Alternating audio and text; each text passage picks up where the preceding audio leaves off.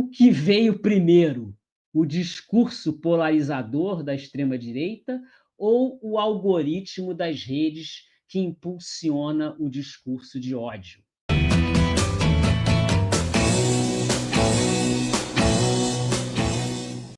Claro, a gente sabe que a estratégia da extrema-direita não nasceu ontem, nem nasceu nesse período de redes sociais. Ele vem lá do fascismo, né? Uma coisa lá do meados do século XX, antes disso, dos anos 30, né? Dos anos 20, 30, 40. Isso foi construído no sionismo, quando tentou tomar a Palestina, inventar o Estado de Israel, já era esse discurso fascista. Isso foi usado por Hitler ao combater os judeus e os homossexuais e os comunistas na construção da Alemanha ariana dele. Né? Isso foi usado também por Mussolini na Itália, né, ao construir o fascismo. Isso foi usado no Brasil pela elite brasileira fascista. Então, aí, será que você entende, então, como as redes sociais funcionam, como elas são alimentadas por esse discurso de ódio?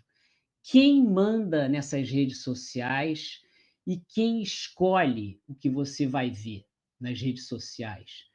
Porque a extrema-direita está superativa, ela tem dinheiro para colocar lá dentro e ela tem dinheiro para financiar o conteúdo e, principalmente, pagar para que esse conteúdo seja exibido.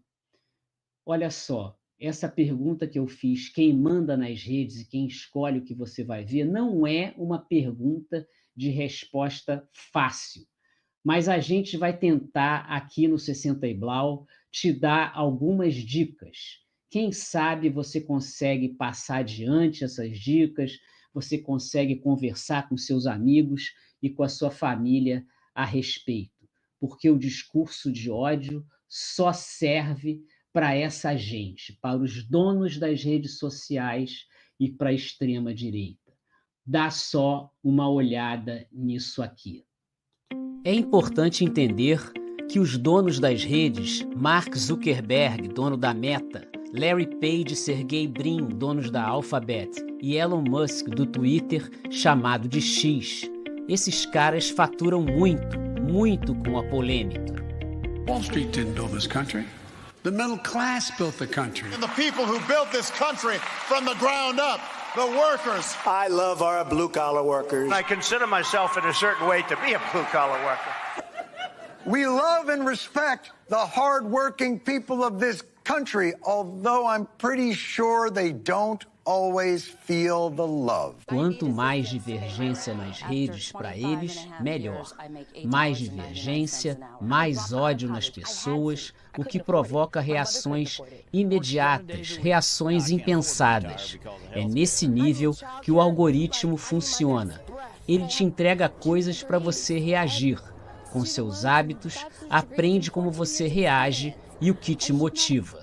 O Datena não sabe nem o que ele fala aqui. Eles todos têm marqueteiros e gastam milhões. É assim que age Pablo Marçal, por exemplo. Ele usa sua reação negativa, seu susto, para te causar mais medo e ódio.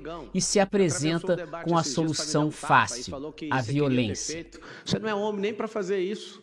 Você não é homem. Não, Datena. Vai. Não. Nossos comerciais, por favor. As Big Techs usam as reações para te vender ideias, coisas, ilusões. Te entregam prazer a conta-gotas, sempre te mantendo insatisfeito, para que você volte novamente. A droga digital é administrada em números que só eles conhecem.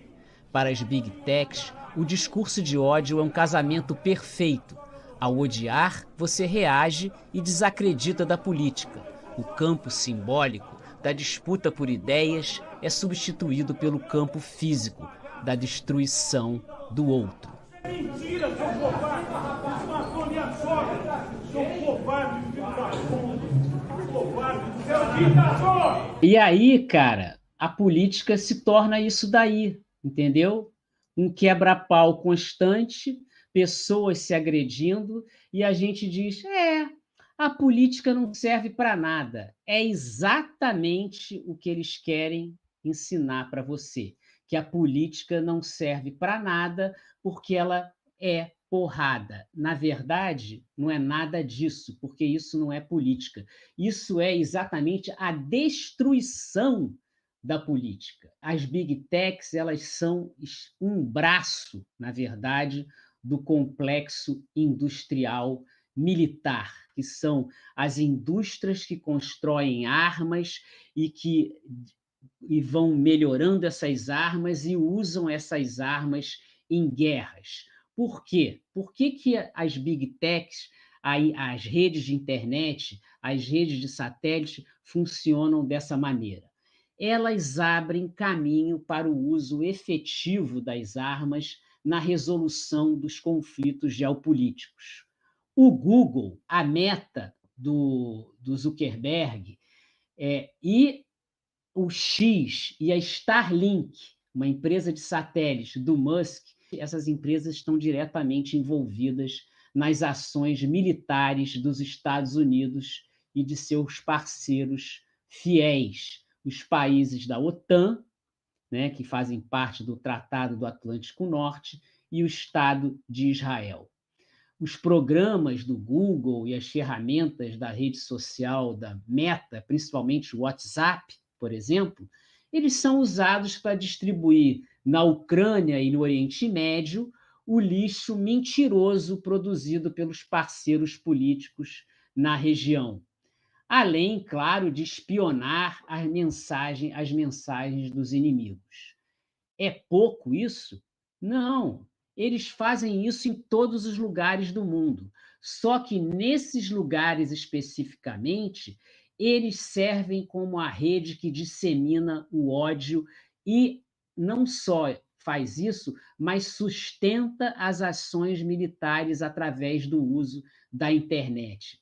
A Starlink, por exemplo, ela apoia diretamente as guerras que estão sendo produzidas na Ucrânia e na Palestina. Ela é o braço que fornece os sinais de internet no cenário da guerra, porque tudo está destruído, né? Ou ataques destroem os lugares de energia elétrica e tal. Como é que eles conseguem internet lá? Através dos satélites da Starlink. É uma rede de satélites do Elon Musk, de baixa altitude, muito mais baratos do que os satélites normais. Um satélite comum, por exemplo, ele custa 100 milhões de dólares e tem que ser lançado por foguetes muito potentes para ficar a uma altitude de 3,5 a 4 quilômetros de altura, enquanto esses satélites da Starlink, eles estão a 500 metros de altura apenas, e são muito mais baratos, custam 14 milhões de dólares. Né? De uma forma barata, os militares usam a internet da Starlink para monitorar, por exemplo, os voos dos seus drones lança-foguetes. Do contrário, eles seriam obrigados, por exemplo, a usar os aviões convencionais, né? Muito mais caros, de fácil detecção, nesse sentido, muito menos efetivos, porque serão detectados pelas redes anti-ataque, por exemplo, da Rússia. Então, eles entram lá com esses drones, né, desenvolvidos pelas indústrias deles, e fazem uma guerra chamada de proxy war, ou seja, uma guerra à distância, em que vão só os equipamentos e o cara está lá comandando como se fosse um videogame, literalmente um videogame, que ele controla o drone e vê que hora e para onde vai ser atirada aquele foguete.